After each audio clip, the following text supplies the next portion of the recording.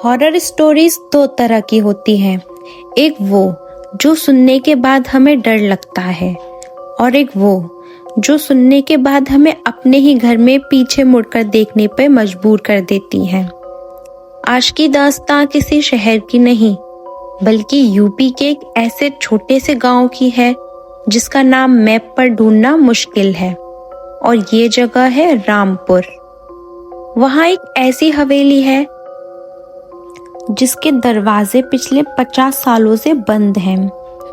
गांव वाले कहते हैं कि उस हवेली के अंदर वक्त रुक गया है। वहां जो गया वो कभी वापस नहीं आया, और अगर आया भी तो उसकी आंखों में वो इंसान नहीं था जो पहले हुआ करता था। तो चलिए शुरू करते हैं रामपुर की उस वीरान हवेली का ये खौफनाक किस्सा, और वीडियो के एंड में पता चलेगा कि क्यों ये हवेली वीरान हो गई जो एक जमाने में लोगों से भरी रहती थी। बात है 2015 की। राहुल और उसके 3 दोस्त सौरभ, नेहा और करण सबने प्लान बनाया एक रोड ट्रिप का। ये लोग शहर की भीड़ भाड़ से दूर कहीं शांति में जाना चाहते थे। रात के 2 बज रहे थे। रास्ता सुनसान था और चारों तरफ सिर्फ घना जंगल। तभी उनकी गाड़ी का इंजन गर्म होकर बंद हो गया। मोबाइल में नेटवर्क 0 था। दूर कहीं एक धुंधली सी रोशनी दिखाई दे रही थी। वो रोशनी थी रामपुर गांव की पुरानी हवेली की। करण ने कहा, भाई लगता है आज रात यहीं रुकना पड़ेगा। उन्हें नहीं पता था कि ये उनकी जिंदगी की सबसे बड़ी गलती होने वाली थी। वो लोग जंगल से होते हुए हवेली के पास पहुंचते हैं, और हवेली के गेट पर एक बूढ़ा आदमी बैठा था। उसने सर पर एक गंदा सा गमछा बांधा हुआ था और हाथ में एक पुरानी लालटेन थी।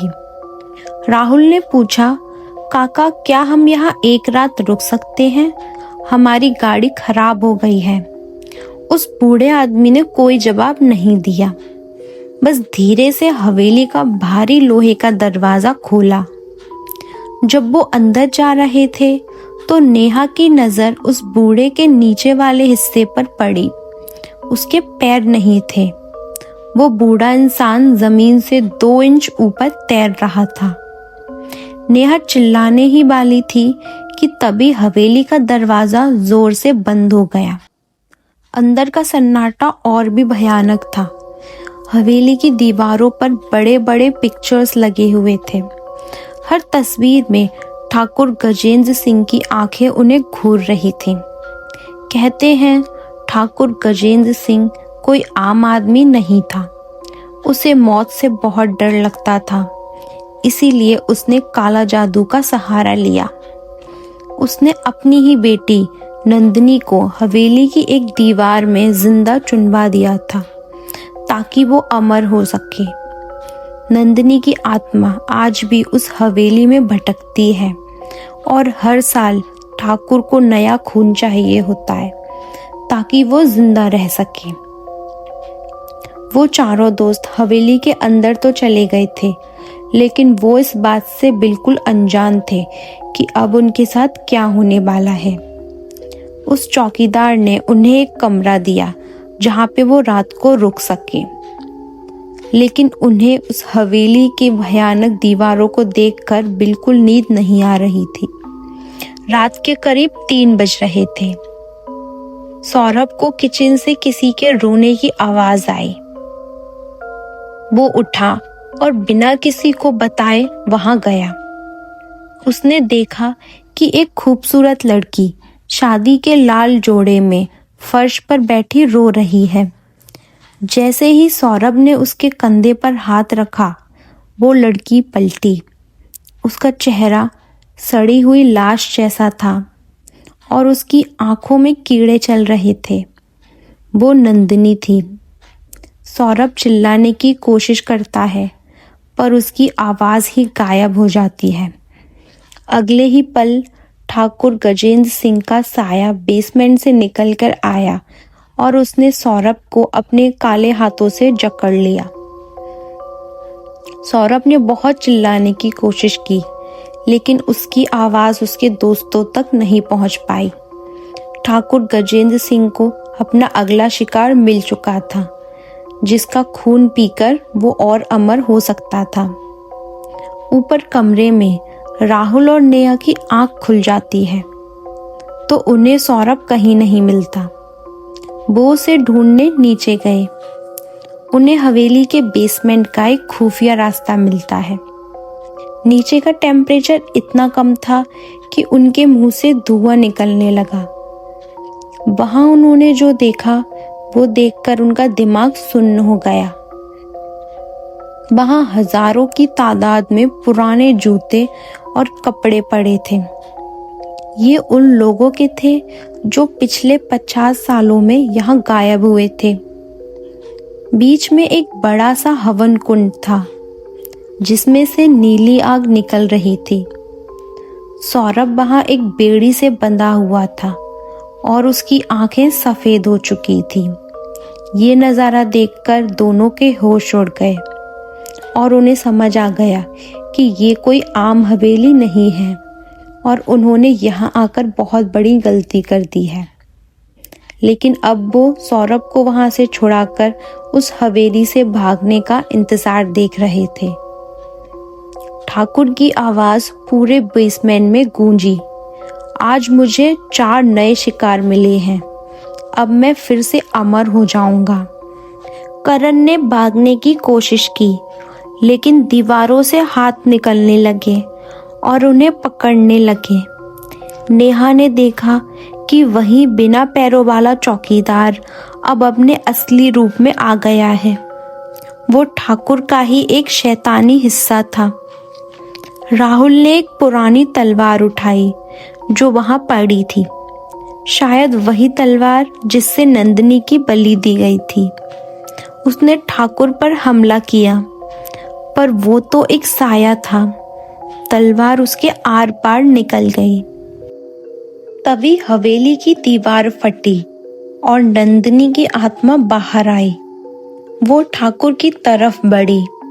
उसने ठाकुर को पीछे से पकड़ लिया और चिल्लाई, बाबा अब हमारे साथ जाने का वक्त आ गया है। हवेली कांपने लगी, पत्थर गिरने लगे। राहुल, नेहा और करण तीनों ने जान बचाकर बाहर की तरफ दौड़ लगाई। सौरभ अब उनका दोस्त नहीं रहा था, वो मिट्टी में मिल चुका था। जैसे ही वो तीनों हवेली से बाहर निकले, हवेली का दरवाजा हमेशा के लिए बंद हो गया और वो पूरी इमारत धुएं में गायब हो गई। सुबह जब पुलिस और गांव वाले वहां पहुंचे तो वहां कोई हवेली नहीं थी। वहां सिर्फ एक खाली मैदान था और एक पुरानी जली हुई लालटेन। राहुल और नेहा आज भी रात को सो नहीं पाते, क्योंकि उन्हें लगता है कि ठाकुर का वो साया उनका पीछा कर रहा है। लेकिन हर शैतान के पीछे एक ऐसी वजह होती है जो इंसानियत की सारे हदें पार कर देती है। ठाकुर गजेंद्र सिंह हमेशा से ऐसा नहीं था। कहते हैं रामपुर के उस इलाके में उससे बड़ा और रईस कोई नहीं था, लेकिन उसकी एक ही कमजोरी थी, मौत का डर। उसने अपनी आंखों के सामने अपने बाप और दादा को तड़प तड़प के मरते हुए देखा था और वही डर उसके दिमाग में एक जहर की तरह बैठ गया था। बात तब शुरू हुई जब ठाकुर की उम्र ढलने लगी। उसने सोचा कि इतनी दौलत, इतनी शान और शौकत का क्या फायदा अगर एक दिन मिट्टी में ही मिल जाना है। बस यही एक सोच उसे खींच कर ले गई असम के घने जंगलों में, जहां कहते हैं काला जादू आज भी जिंदा है। वहां उसकी मुलाकात एक गुमनाम तांत्रिक से हुई, जिसका चेहरा हमेशा राख से ढका रहता था। उस तांत्रिक ने ठाकुर से कहा, अमर होना है तो इंसानियत का दामन छोड़ना होगा। क्या तुम तैयार हो? ठाकुर ने बिना सोचे हाँ कह दिया। उस तांत्रिक ने उसे एक ऐसी विद्या सिखाई जो सदियों से दबी हुई थी, रक्त सिद्धि। इस जादू को पूरा करने के लिए ठाकुर को अपने ही हाथों से उस हवेली की नींव में अपने सबसे अजीज रिश्तों का खून देना था। ठाकुर वापस रामपुर लौटा, लेकिन अब वो इंसान नहीं रहा था। उसने हवेली के नीचे एक खुफिया बेसमेंट बनवाया, जहां कभी सूरज की किरण नहीं पहुंचती थी। वहां उसने एक शैतानी यंत्र बनाया और हर अमावस्या को वो वहां बलि देने लगा। शुरुआत में उसने गांव के जानवरों को मारा, लेकिन शक्तियां नहीं मिली। तांत्रिक की आवाज उसके कानों में गूंजी, जब तक अपना खून नहीं दोगे मौत तुम्हारे दरवाजे पर खड़ी रहेगी। और तब ठाकुर ने वो किया जो कोई बाप नहीं कर सकता। उसने अपनी बेटी नंदिनी को उस काले जादू का शिकार बनाया। नंदिनी को लग रहा था कि उसके पिता उसकी शादी की तैयारी कर रहे हैं, लेकिन उस रात ठाकुर ने उसे धोखे से बेसमेंट में बुलाया। उसने नंदिनी को जंजीरों से बांध दिया और उसके सामने बैठकर वो शैतानी मंत्र पढ़ने लगा जो उसने उस जंगलों में सीखे थे। जैसे जैसे मंत्र तेज हुए, हवेली की दीवारें रोने लगी। नंदिनी चीखती रही, लेकिन ठाकुर की आंखों में अब सिर्फ लालच था। उसने एक पुराना खंजर उठाया जिसमें शैतानी रूहों का बास था और नंदिनी के दिल पर वार कर दिया। लेकिन कहानी यहाँ खत्म नहीं हुई। जादू उल्टा पड़ गया। नंदिनी ने मरते वक्त अपने बाप को देखा और उसकी आखिरी सांस एक लानत बन गई। ठाकुर अमर तो हो गया, लेकिन वो इंसान नहीं रहा। उसका जिस्म सड़ने लगा, उसकी खाल लटक गई और वो एक ऐसा भूखा साया बन गया जिसे हर साल नए खून की जरूरत पड़ती थी अपनी उस मौत मुक्त जिंदगी को बरकरार रखने के लिए। वही शैतानी जादू आज भी उस हवेली की हवा में है, जो भटकते हुए मुसाफिरों को अपनी तरफ खींचता है, ताकि ठाकुर की वो पुरानी भूख कभी खत्म ना हो सके। ये थी रामपुर की वीरान हवेली की कहानी। अगर आपने भी कभी कुछ ऐसा हॉरर इंसिडेंट सुना है या आपके साथ कुछ ऐसा हुआ है, तो कमेंट में शेयर कीजिए अपना एक्सपीरियंस। हो सकता है मेरी नेक्स्ट वीडियो में आपकी स्टोरी हो। मिलते हैं अगली वीडियो में।